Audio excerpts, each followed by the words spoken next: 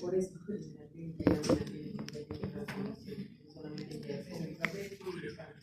Pero igual, le conviene para que tengas conocimiento. Bueno.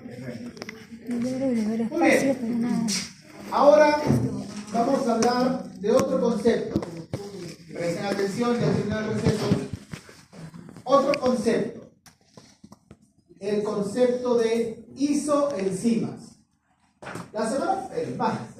El martes hablamos de isómeros. ¿Qué eran isómeros?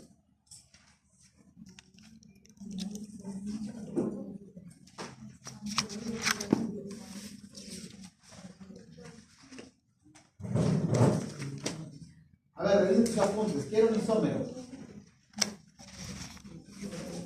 Profe, yo no apunto, solamente lo grabo y al final ni tiempo me da para ver el video. Primero. Los isómeros. ¿Qué son los isómeros? ¿Qué era un isómero?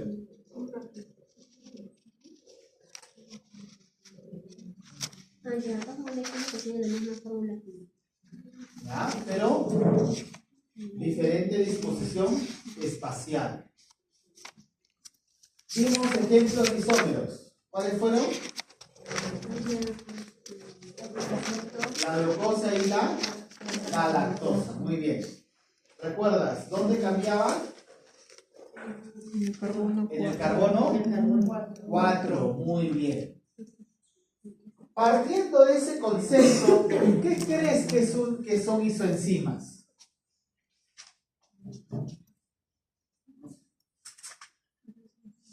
Partiendo de ese concepto, ¿qué crees que son isoenzimas? Isoenzimas. Partiendo del concepto de isomería de moléculas que hemos hablado y lo has recordado el día de hoy, ¿qué crees que son isoenzimas? Que tienen la misma composición. Son dos enzimas que tienen la misma composición. Ya, van a tener la misma composición, ¿no? Sí. Pero diferente disposición espacial. Algo por ahí, ¿ya? Pero sí tiene que ver. Veamos. Dos isoenzimas, como dice su compañera, ¿ya? Van a tener la misma actividad biológica, pero van a diferir en la secuencia de aminoácidos. Recuerda que la proteína está conformada por aminoácidos y existen 20 aminoácidos que forman proteínas. Imaginemos que esta enzima A en el aminoácido número 30 tiene glutamato. Esta enzima en la enzima B, en la misma posición, en el aminoácido 30, ya no tiene glutamato, tiene glutamina. En esta enzima C, en la misma posición 30, ya no tiene ni glutamato ni glutamina, tiene aspartato. Pero todas estas tres enzimas trabajan sobre el mismo sustrato y te dan el mismo producto. Solamente en qué difieren. En un aminoácido. El aminoácido que esté en la posición 30. ¿Por qué? Porque ese tenía glutamato en la posición 30, ese tenía glutamina en la posición 30 y esto tenía aspartato en la posición 30. Tienen la misma actividad biológica, pero tienen una modificación en el aminoácido. ¿Quedó claro? Hasta ahí solamente hemos definido isoenzima. Todavía no explicamos por qué es un mecanismo de regulación. ¿Ah? Se generan a partir de genes distintos. ¿Ah? Se generan a partir de genes distintos.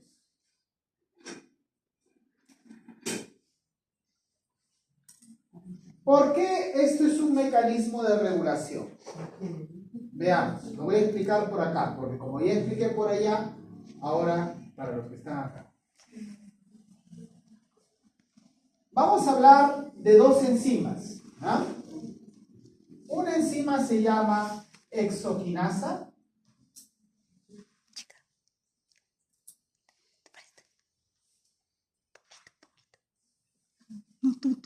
y otra enzima se llama glucoquinasa.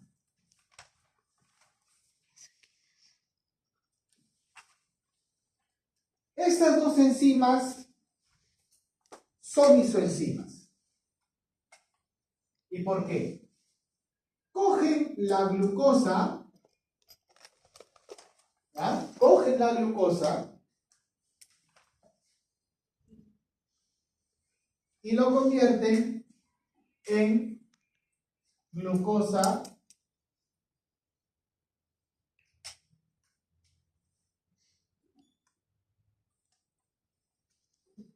glucosa 6-fosfato.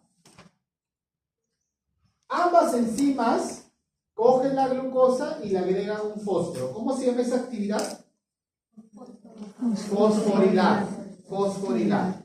O fosforilación. Ojo, no fosforilización. ¿Ya? Porque tengo una colega con la cual enseño otro curso en otra universidad y siempre le corrijo y siempre le sale así. Creo que lo hace a propósito. Se llama fosforilación y no fosforilización. ¿Ya? Fosforilación. Muy bien. Entonces, ¿qué agregamos? Un fósforo. ¿Qué tipo de enzimas son estas entonces? Si agregan fósforo, ¿qué son? ¿Quinasas o fosfatasas? Quinasas. Muy bien. Pero acá ocurre algo. La hexoquinasa, la glucoquinasa.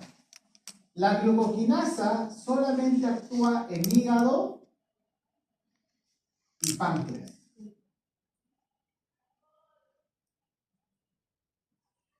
Y la hexoquinasa en el resto de tejidos.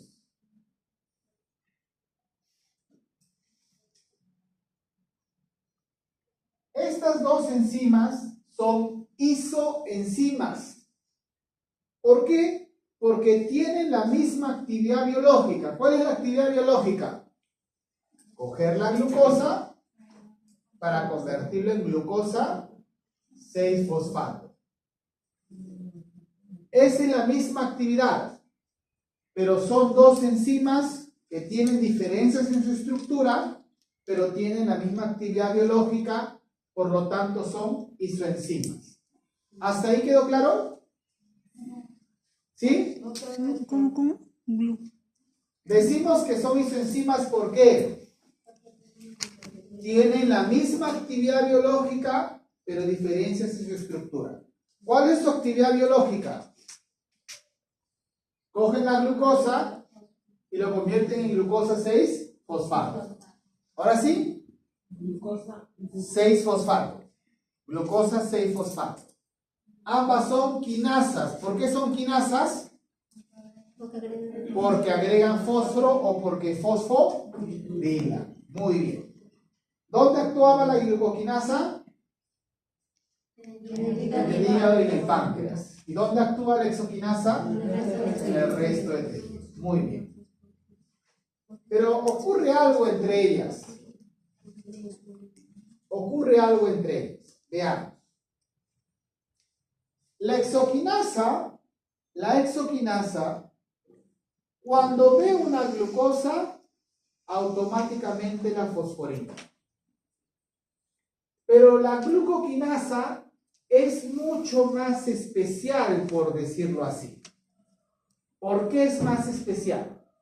Cuando ve pasar una glucosa, dice, ahí no es. Cuando ve pasar 2 glucosas, ahí no es. 3 glucosas, ahí no es. ¿Hasta cuánto? Hasta 10 glucosas. Cuando recién aparecen 10 glucosas, ahí recién empieza a hacer ¿qué cosa? Fosforilar. Muy bien. Entonces, si hablamos de la concentración, la actividad en la concentración, la hexoquinasa va a actuar cuando existe una concentración como 1. mientras que la glucoquinasa, cuando tiene una concentración de glucosa como 10. Como 10. ¿Está bien? La hexoquinasa empieza a trabajar cuando tengo una concentración de glucosa como 1, mientras que la glucoquinasa con una concentración de glucosa como 10. Entonces pregunta, ¿qué es afinidad? ¿Para ti qué significa afinidad? Que se llevan bien. Que te llevas bien, ¿no? Por ejemplo, hace un momento su compañera prefería trabajar con un grupo que ya ha trabajado anteriormente porque existe afinidad entre ellas. Eso significa afinidad, ¿no? Afinidad significa, pues, que tienes cierto apego, ¿no? Cierto apego. Veamos, si la hexoquinasa trabaja cuando hay una concentración de glucosa como 1, mientras que la glucoquinasa trabaja cuando hay una concentración como 10, ¿quién será más afín? ¿Quién tendrá más afinidad al sustrato? ¿La hexoquinasa o la glucoquinasa? A ver, por acá escuché hexoquinasa y glucoquinasa y por allá solo hexoquinasa. ¿Por qué piensan que es la hexoquinasa? Porque es rápida, ¿ya? ¿Por qué más? ¿Y por qué pensarían que es la glucoquinasa?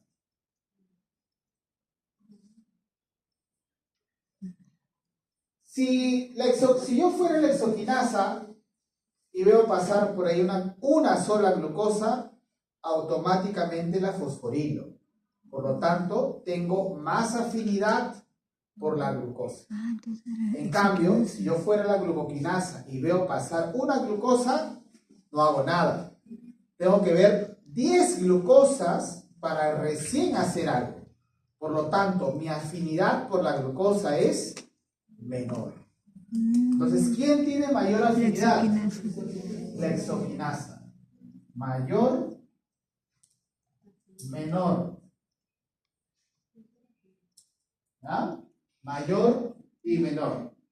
Entonces, la hexoquinasa tiene mayor afinidad por el sustrato. ¿Cuál es el sustrato? La glucosa. La glucosa. Ahora, ¿por qué? ¿Por qué va a tener mayor afinidad la hexoquinasa y por qué menor la glucoquinasa? En el páncreas, ¿qué se libera? Jugo pancreático, el páncreas endocrino. Las enzimas, Insulina. pues. Insulina. ¿Cuándo se libera insulina? Cuando ve los niveles de glucosa altos. Cuando se eleva la glucosa en sangre. Entonces, recuerda que la insulina se secreta como una consecuencia de la elevación de glucosa en sangre. ¿Está bien? Lo que dije. Pero existe todo un mecanismo para secretar insulina. Ese mecanismo implica hacer primero una glucólisis. Entonces, yo para poder liberar insulina necesito primero hacer glucólisis. ¿Está bien? Si yo no hago glucólisis, no puedo liberar insulina. Pero esa glucólisis, ¿dónde ocurre? A nivel de páncreas. ¿Está bien? A nivel de páncreas. ¿Hasta ahí quedó claro? Muy bien. Entonces, mira, si tú consumieras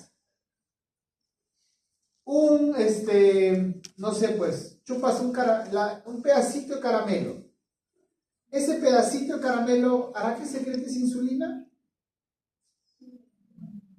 Si tu glucosa está en 70 y ese pedacito de caramelo hizo que suba a 80, ¿será necesario secretar insulina? No. Exacto, porque está entre lo normal, ¿no? Imagine, entonces, pregunta, ¿ese caramelo caramelo, cuando ese pedacito de caramelo, cuando lo empiezas a chupar, se empieza a liberar la glucosa, la absorbes. Tu glucosa está en 70 y sube a 80. Me has dicho que no es necesario liberar insulina. ¿Pero elevó la glucosa en sangre? Sí, pero solamente le elevó hasta 80. Entonces, la glucoquinasa que dijimos que tenía menor afinidad, ¿verdad? Entonces, esa glucosa puede llegar al páncreas, ¿no? Esa glucosa puede llegar al páncreas porque va a ir por toda la sangre. Pero cuando llega al páncreas, ¿será necesario que liberes insulina? No. Entonces, es por eso que la glucoquinasa, cuando vea ese poquitito de aumento de glucosa, no va a hacer nada, porque no necesita sintetizar insulina. Es por eso que la glucoquinasa va a ser menos afín al sustrato. Si en el páncreas hubiera exoquinasa, así subieras a 80, automáticamente sintetizas insulina porque haces glucólisis. Esta enzima pertenece a la glucólisis. ¿Está bien? Entonces, como un mecanismo regulador de la secreción de insulina, en el páncreas hay glucoquinasa. Para que así se eleven concentraciones pequeñitas de glucosa en sangre, tu páncreas no se alborote en sintetizar insulina. ¿Quedó claro? ¿Sí? Mecanismo regulador. Mecanismo regulador de secreción de insulina. Porque si es que tú estás en 70 y subes 80, estás subiendo 10 miligramos. O sea, 10 miligramos son 10 miligramos de glucosa. ¿Pero será necesario liberar insulina? No, porque estás en los niveles normales de glucosa. Es por eso que la glucoquinasa, cuando ve poca cantidad de glucosa, dice: conmigo no es. A mí no me digas nada. A mí avísame cuando recién pases de 100 de glucosa. Ahí sí, despiértame y haz que haga glucólisis para que el páncreas pueda sintetizar insulina. ¿Quedó claro? Es por eso que esta enzima tiene menor afinidad. ¿Quedó claro? ¿Sí? Muy bien. Y si revisas un texto adicional a lo que estamos hablando en clase, vas a ver que hay un término que se llama KM. ¿Qué significa KM? Es la concentración de sustrato necesaria para poder llegar a la mitad de la velocidad máxima. ¿Concentración de qué? Ahorita lo repito. Concentración de sustrato necesaria para llegar a la mitad de la velocidad máxima. KM es concentración de sustrato necesaria para poder llegar a la mitad de la velocidad máxima. ¿Qué pasó? Muy bien. Ahora, No sé cuál. pregunta. Si este tiene mayor afinidad, ¿llegará más rápido a su concentración, a su velocidad máxima o no? ¿Qué dices? Sí. Sí. Si este tiene mayor afinidad, pasan las glucosas, empieza a actuar al toque y llega rápidamente a su velocidad máxima. Y este, necesitas más glucosa, entonces te vas a demorar más en llegar a tu velocidad máxima. ¿Quedó claro? ¿Sí? Entonces, Por eso la exoquinasa es más rápida. exacto. Entonces pregunta, ¿quién necesitará menor concentración de sustrato para llegar a la mitad de la velocidad máxima? La exoquinasa, muy bien. Entonces, este tiene KM menor. Y este mayor. ¿Por qué, profe? Porque el Km es la concentración de sustrato necesaria para llegar a la mitad de la velocidad máxima. Si este tiene mayor afinidad, como consecuencia, va a llegar con menos cantidad de sustrato a su velocidad máxima. Pero como este tiene menos afinidad, va a necesitar más sustrato para llegar a la mitad de la velocidad máxima. ¿Quedó claro? ¿Sí? Profe, entonces, ¿acá dónde está el mecanismo de regulación de enzimas? Acá está.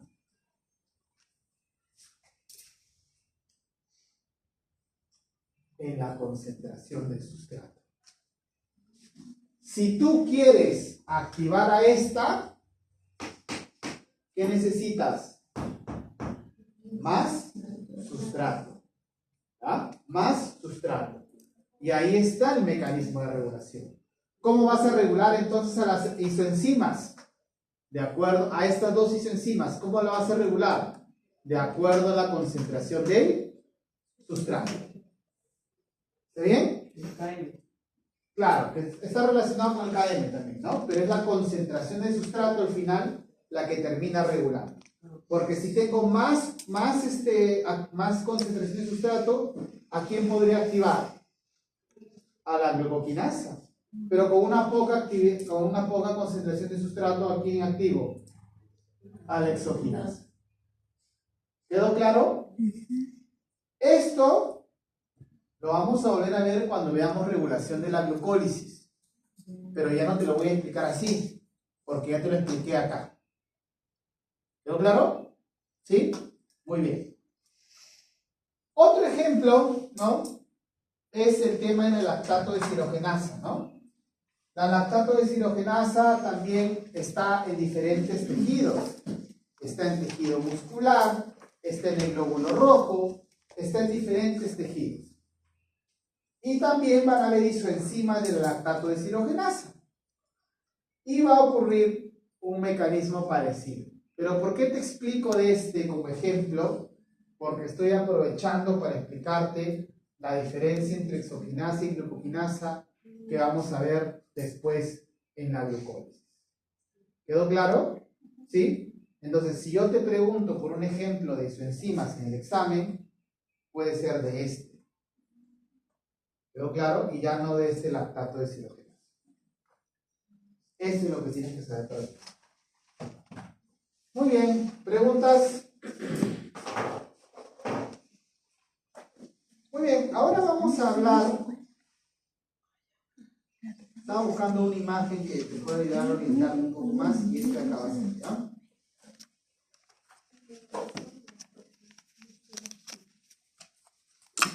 ¿Preguntas?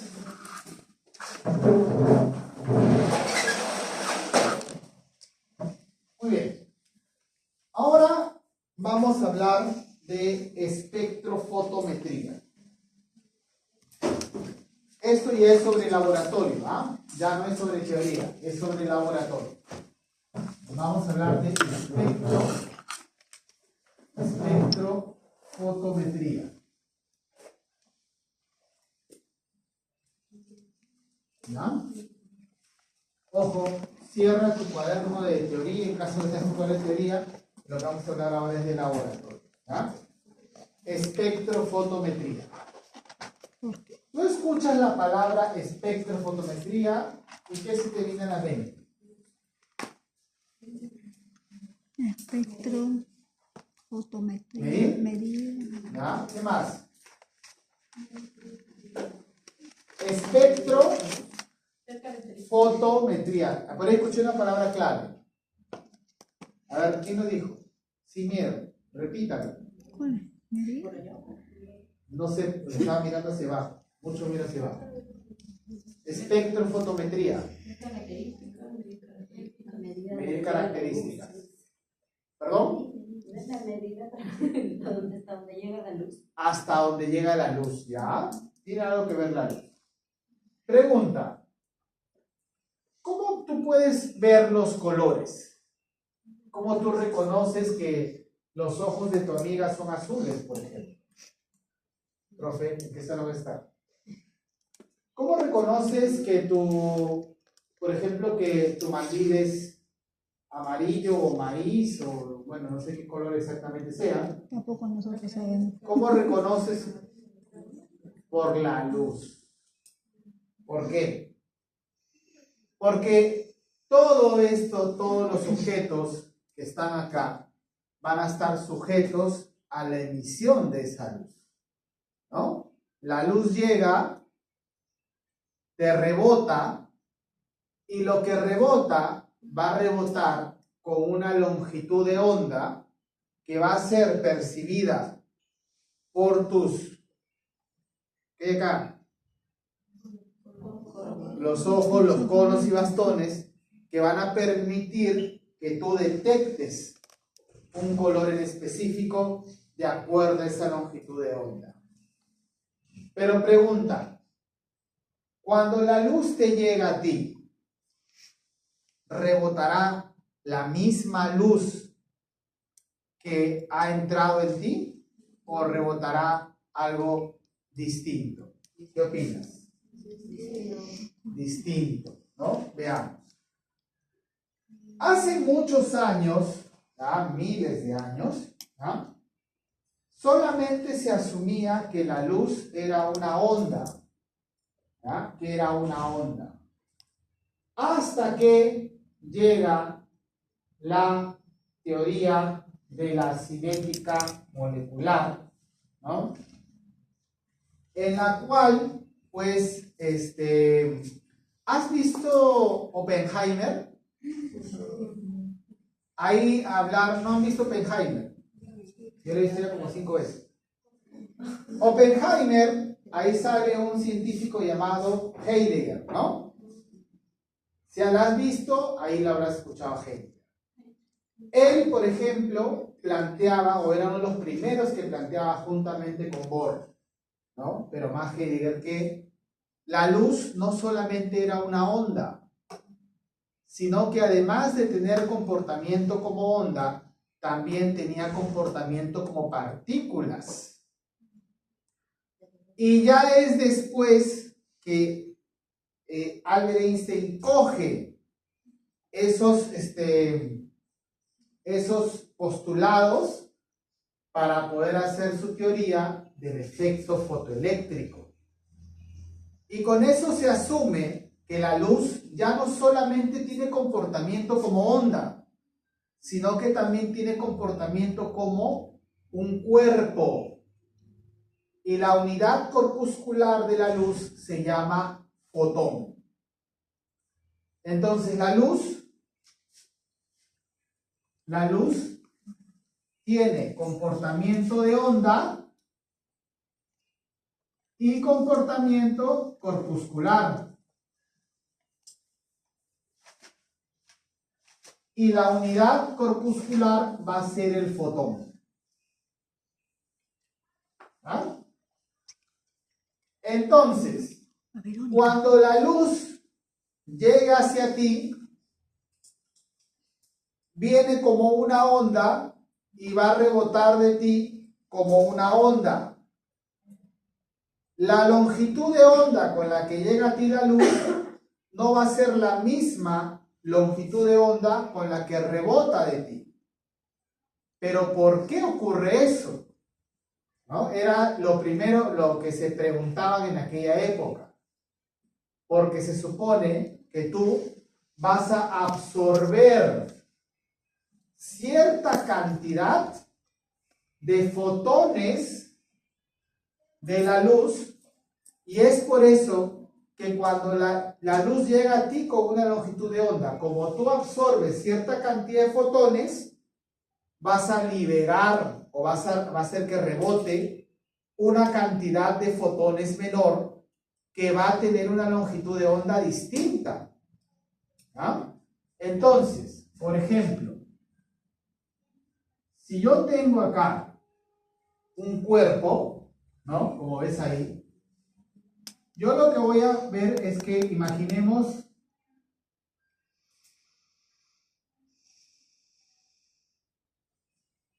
llega la luz.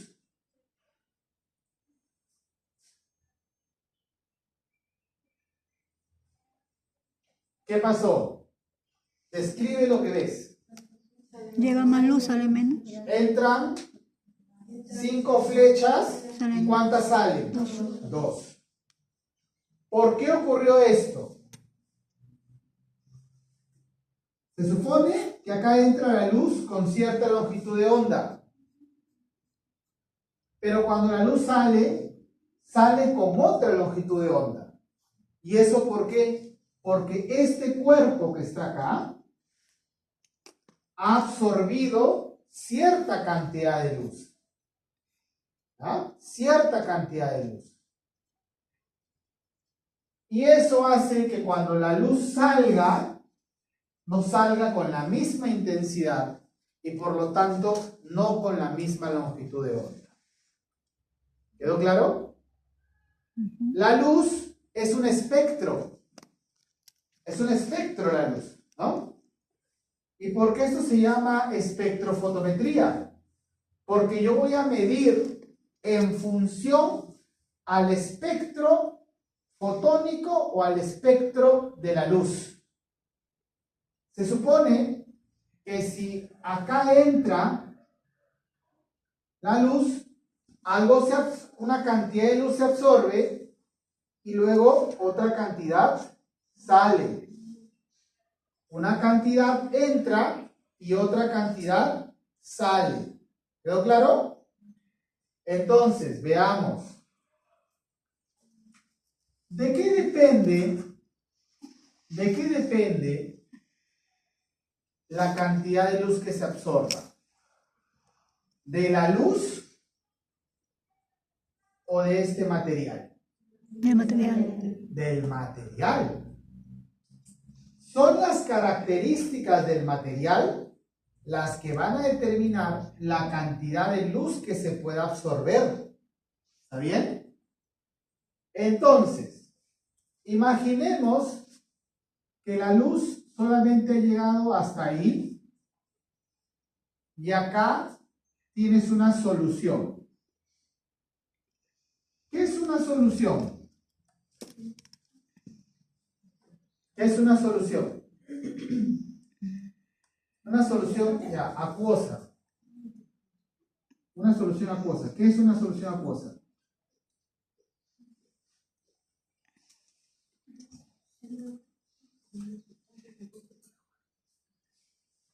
¿Lo he escuchado ya?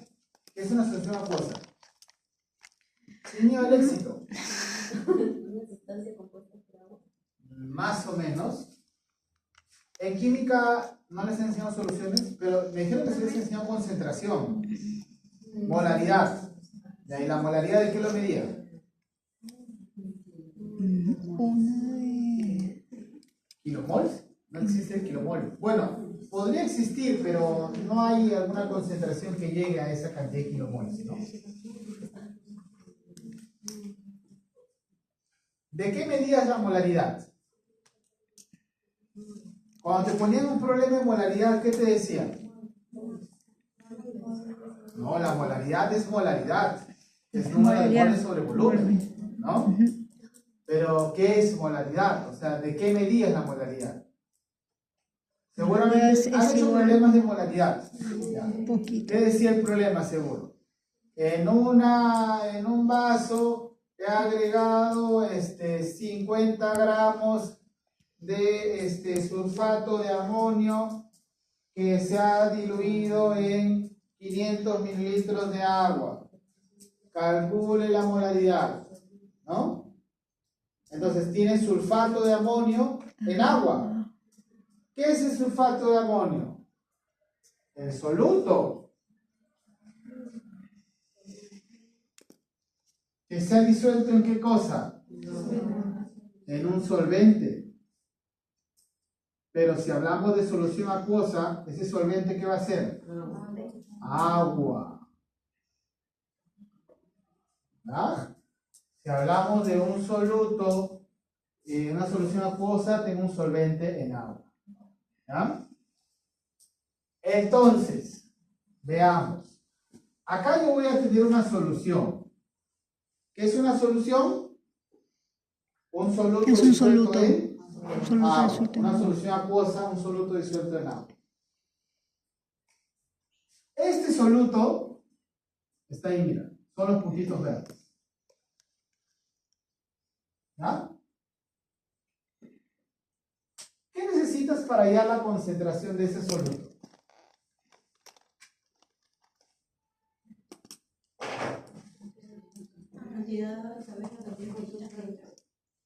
No. Si yo tengo una solución, ¿cómo hallas la concentración del soluto? No. ¿Cómo era?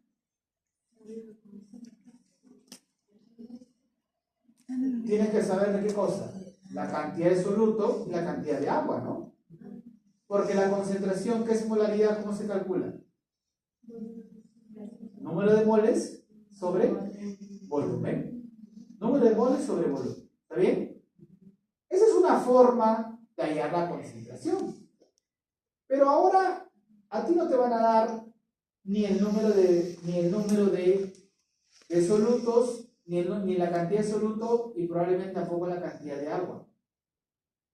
¿Cómo hallaría la concentración? Y es ahora sí vamos a lo que dijo su compañera Amesa, ¿usted? Amaya, perdón, ¿no? La señorita Amaya, ¿no?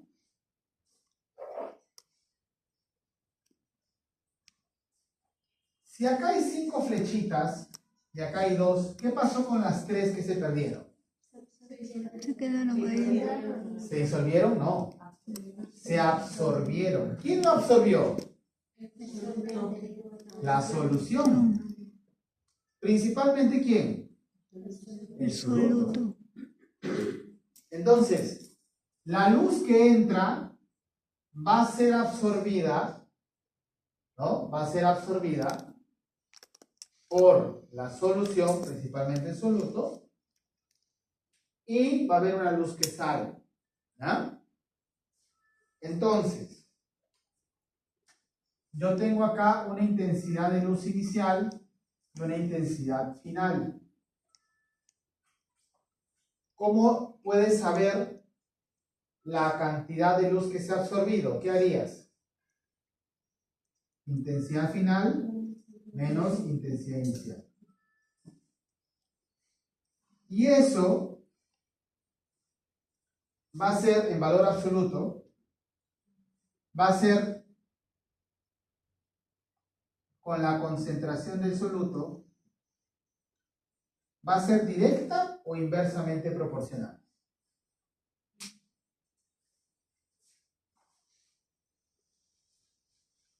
¿Qué dices? A mayor concentración de soluto, esta diferencia ¿será mayor o menor?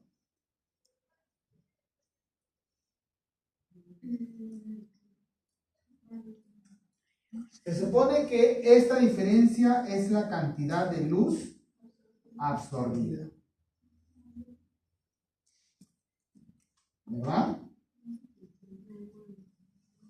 Ahora, si la concentración de soluto es mayor, ¿absorbo más luz o menos luz? Más luz, ¿verdad? Y si la concentración de soluto es menor, menor absorción. Entonces son directa o inversamente proporcionales. Inversamente proporcionales. Entonces, la luz absorbida, ¿no?, y la concentración de soluto van a ser inversamente proporcionales. A mayor cantidad de soluto absorbida, menor luz. Perdón, a mayor concentración de soluto, voy a absorber, no, a mayor concentración de soluto absorbo más luz, son directas. A mayor concentración de luz, perdón, a mayor concentración de soluto, absorbo más luz. A menor concentración de soluto, absorbo menos luz, es directa. Mayor concentración de soluto, absorbo más luz. Menor concentración de soluto, absorbo menos luz. ¿Por qué? Porque se supone que si acá hay más soluto, van a haber más partículas que puedan absorber luz, ¿verdad? Y si hay menor cantidad de soluto, menos partículas que puedan absorber luz. Por lo tanto, la luz absorbida y la concentración de soluto van a ser directamente proporcionales. Si esta concentración aumenta, mayor cantidad de luz es absorbida. Si la concentración de soluto disminuye, menor cantidad de luz es absorbida. ¿Quedó claro? ¿Sí? Directamente proporcional. Directamente proporcionales. Muy bien. ¿Quedó claro? Sí. Sí. Esto. Entonces, la concentración de soluto y la cantidad de luz absorbida son directamente proporcionales. Veamos ahora. Esta longitud. Esta longitud la vamos a llamar L. Pregunta. Si esta longitud es más grande, ¿absorbo más luz o menos luz? ¿Qué dices? ¿Menos luz o más luz?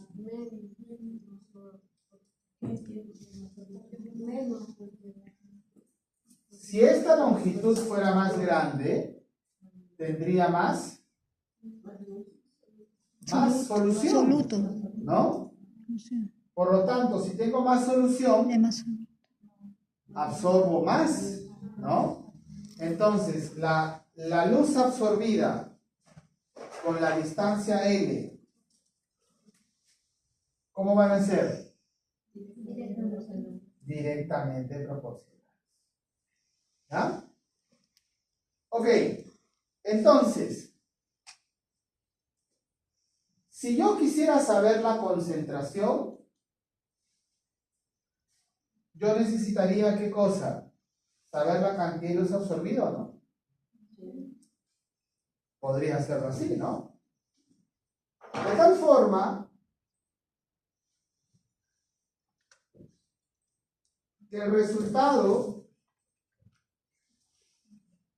de esta relación vamos a encontrar lo siguiente.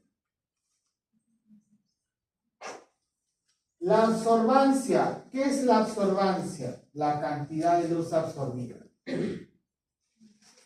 La cantidad de luz absorbida. La absorbancia va a ser igual a ¿qué cosa? B, que es la longitud de la cubeta en centímetros. C, la concentración de la solución. ¿Ah? Y E, que es el coeficiente de extinción molar. ¿Qué es el coeficiente de extinción molar? Es la cantidad de luz que puede absorber una molécula de acuerdo a las características propias de la molécula. ¿Qué quiere decir eso?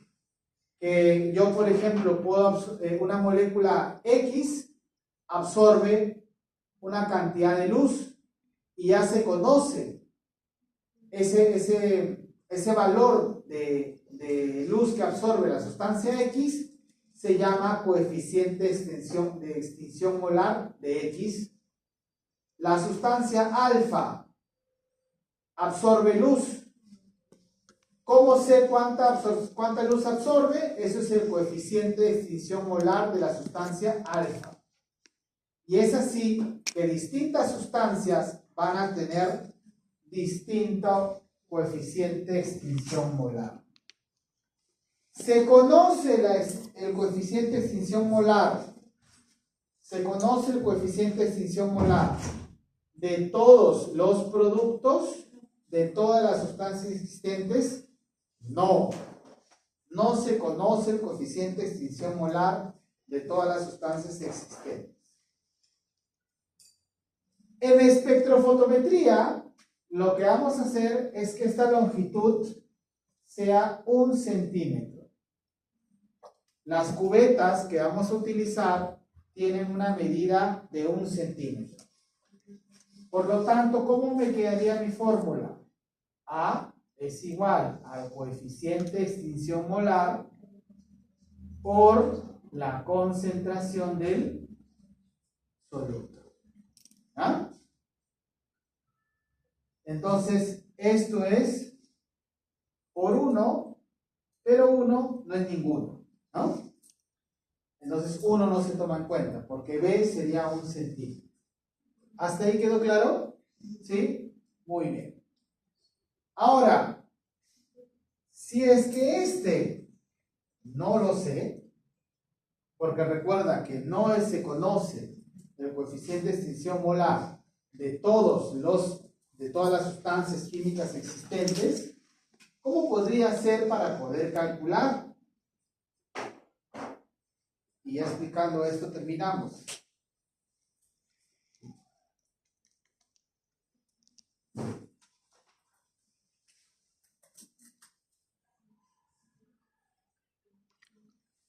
Voy a hacer algo que se llama curva de calibración.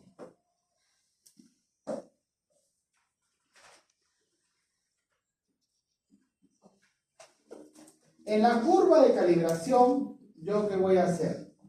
Lo siguiente. Voy a tener distintas sustancias de concentración conocida. ¿Está bien? Distintas sustancias de concentración conocida. Por ejemplo, empiezo con una sustancia que tiene una concentración de 10 molar. ¿Ah? De 10 molar. Esta 10 molar lo voy a diluir 1 en 2. Como lo diluyo 1 en 2, ahora su concentración ya no va a ser 10 molar. ¿Cuánto va a ser? La mitad. 5 molar. ¿Está bien? Ahora, esta de 5 molar lo vuelvo a diluir 1 en 2. Y su concentración, la otra concentración nueva, ya no va a ser 5 molar. ¿Cuánto va a ser ahora la nueva solución? 2.5 molar. Ahora, esta la vuelvo a diluir para poder obtener otra solución 1 en 2. Y voy a tener una nueva solución cuya concentración vuelve a ser 1.25 molar. ¿Está bien? Ahora mira. De cada uno de estos voy a leer la absorbancia de esas soluciones. ¿Está bien? ¿Dónde se mide la absorbancia? En un equipo llamado espectrofotómetro. Este espectrofotómetro trabaja según la ley de Lambert-Beer. Es este de acá. Este de acá es el espectrofotómetro. Entonces, de esas soluciones de 10 molar, 5 molar, 2.5 molar y de 1.25 molar, yo voy a medir su absorbancia en este equipo. Este equipo me va a dar la absorbancia. Para ello, este equipo solamente necesita que yo le indique a qué longitud de onda va a medir la absorbancia. Es lo único que me pide el equipo. Yo le puedo decir, mide la absorbancia en una longitud de onda de 700 nanómetros. Y ese equipo me va a medir la absorbancia a 700 nanómetros. Le puedo decir a 550 nanómetros. Y ese equipo me va a medir la absorbancia a 550 nanómetros. Entonces, con la ayuda de ese equipo, que se llama espectrofotómetro, yo voy a medir la absorbancia de estas soluciones. ¿Está bien? Voy a medir la absorbancia de estas soluciones. ¿Quedó claro? Veamos. Mido la absorbancia de este, primero chiquito.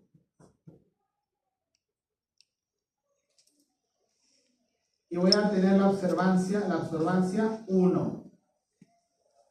¿Está bien? La absorbancia 1. Luego, viene la absorbancia del otro.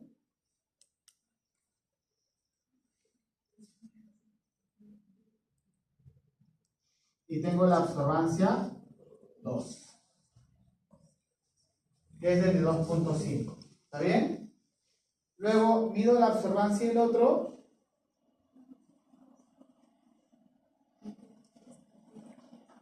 Y voy a tener la absorbancia 3. Y mido la absorbancia del otro.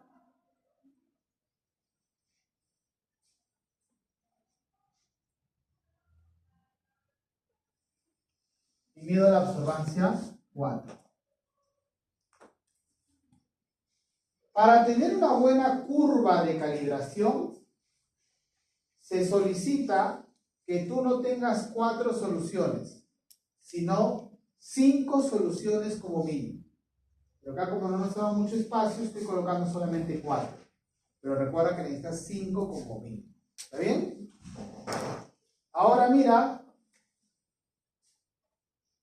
cada uno de estos ha generado un punto, ¿verdad? Un punto de intersección. ¿Está bien? Un punto de intersección. ¿Quedó claro? ¿Sí? Muy bien. Ahora, ¿cuántos puntos necesitas para poder armar una recta? ¿5? No. 2 Dos puntos. nomás. Mira, mira. 2 puntos. Y acá ya tienes 4. Armas tu recta. ¿Ya? A esta recta se le llama curva. Profe, pero está recta. Dile a los matemáticos que hicieron esta curva de calibración. Pero eso se llama, eso es una recta, pero esta recta es mi curva de calibración. Esta recta es mi curva de calibración. ¿Está bien? Muy bien. Entonces, esta recta, ¿qué me va a permitir? Imaginemos que yo tengo una sustancia X. No sé su concentración, pero mido su absorbancia. ¿Porque puedes medir la absorbancia? Sí, ¿no? Basta, ¿qué te dije? ¿Qué necesitas para medir la absorbancia en ese equipo? Solamente la longitud de onda. Es lo único que necesitas. Y la longitud de onda tú lo vas a colocar. Entonces el equipo te da la absorbancia de X, que está acá. ¿Qué harías para hallar la concentración?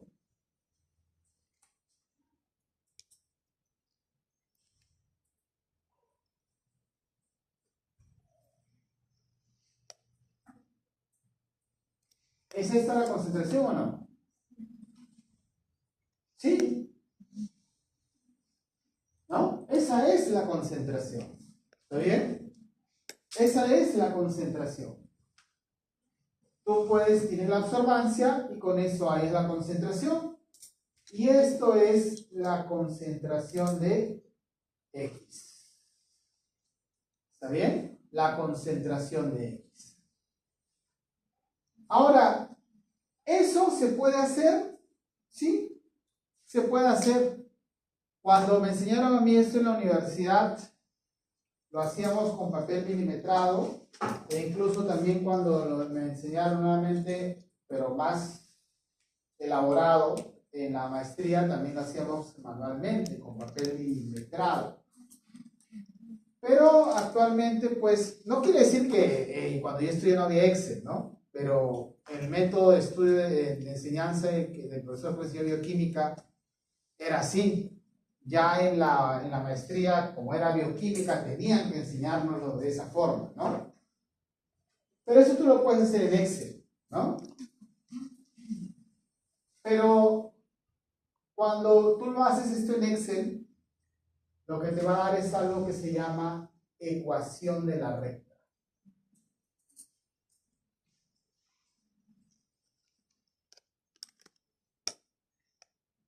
Y la ecuación de la recta, ¿cómo se define? Este es X, este es Y y este es X. El eje horizontal siempre va a ser X, el eje vertical siempre va a ser Y y el eje horizontal siempre va a ser X. ¿Cómo se define la ecuación de la recta? Y es igual a AX más B. Donde A es el coeficiente y B se le llama una constante. Ahora mira, el equipo, esta ecuación se puede calcular matemáticamente, pero el programa Excel u otros programas parecidos al Excel te da ya la ecuación, ¿no? Te da ya la ecuación, te dice cuánto vale A y cuánto vale B de acuerdo a los datos que tú insertas. Entonces, en esta recta, ¿Y qué va a ser? La absorbancia. ¿Está bien? X, ¿qué va a ser? La concentración, ¿verdad? Y B va a ser la constante. Entonces, en espectrofotometría, cuando haces curva de calibración, la absorbancia va a ser igual a A por la concentración más B. A por la concentración más B. Profe, ¿siempre tengo que hacer esto? No. Porque hay un tercer método. Se llama factor de calibración.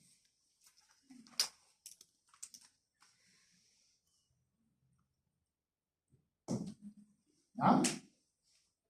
Factor de calibración. Ojo que este es el método, por decirlo así, universal. ¿Ah? Yo, por ejemplo, cuando estudié la maestría, nosotros llevamos un curso que se llamaba Técnicas en Bioquímica. En la mañana era la teoría, me acuerdo que era la teoría de 10 a 12 del mediodía, y luego teníamos la práctica que empezaba nos daban 2 horas de almuerzo, sí, a las 2 de la tarde, pero no tenía fin. ¿Por qué? Porque te daban un montón de soluciones y tú tenías que hacer varias curvas de calibración. El fin era cuando acababas.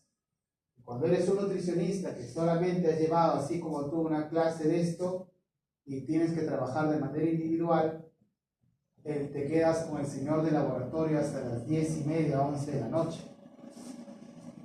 Muy bien. Pero los que trabajan en laboratorio clínico, en los hospitales, si bien es cierto, saben hacer esto, pero no lo aplican. ¿Por qué? Porque trabajan con el factor de calibración. El factor de calibración es un factor. ¿Qué significa factor? ¿Qué es un factor? A ver, acuérdate de tus clases de matemática. ¿Qué es un factor?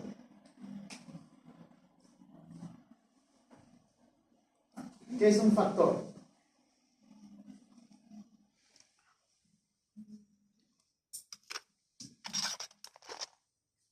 ¿Es lo necesario para...? No, de acuerdo a la matemática. Factor, ¿qué es factor?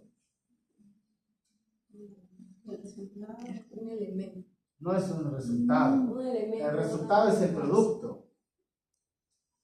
Un elemento. Nunca le has dicho a alguien, pero ¿por qué lo haces diferente? O lo hago diferente porque el orden de los factores va a ser el producto. ¿Nunca le has dicho a alguien eso? ¿Qué es un factor entonces? Es un componente de la multiplicación. ¿No? La multiplicación está formada por un factor, otro factor que se multiplican para dar un producto. Entonces un factor es un elemento a multiplicar, ¿no? Elemento para multiplicar.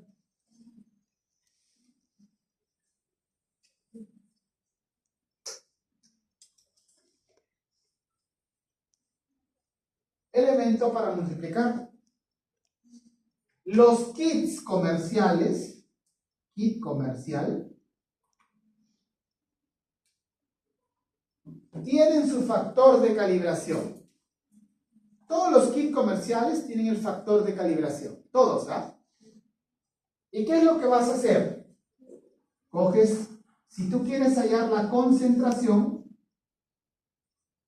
vas a multiplicar la absorbancia por el factor de calibración. Y ahí salió. Y eso es lo que hacen cuando te miden la glucosa en sangre, cuando te miden los lípidos en sangre, cuando te miden la hemoglobina. Sí, la hemoglobina en sangre, porque el kit que te van a dar también con factor de calibración. El kit te da el factor de calibración, tú solamente tienes que hallar la absorbancia de la muestra y lo multiplicas por el factor de calibración, ¿no? Qué fácil, ¿no? De verdad es muy fácil. E incluso hay glucotómetros, es el que teníamos, por ejemplo, en el laboratorio de bioquímica donde yo estaba trabajando al inicio. El equipo ya tiene el factor de calibración. Basta que tú coloques solamente la solución y te da directamente la concentración, ¿no? Entonces, esta es la forma como nosotros vamos a hallar la concentración de glucosa, de lípidos y de lípidos, de proteína y de hierro que vamos a trabajar en clase. Pero, profe, ¿por qué me ha explicado esto y esto para esto? Porque primero tienes que saber qué es absorbancia. Y adivina de dónde crees que sale este factor de calibración. De la curva de calibración. ¿Ah? Entonces, los kits comerciales ya tienen una curva de calibración. ¿Ah? Una curva de calibración. Que ya la empresa lo hace. Y te da, por esta curva, te da el factor de calibración. Porque mira, ¿cómo harías acá para despejar la concentración?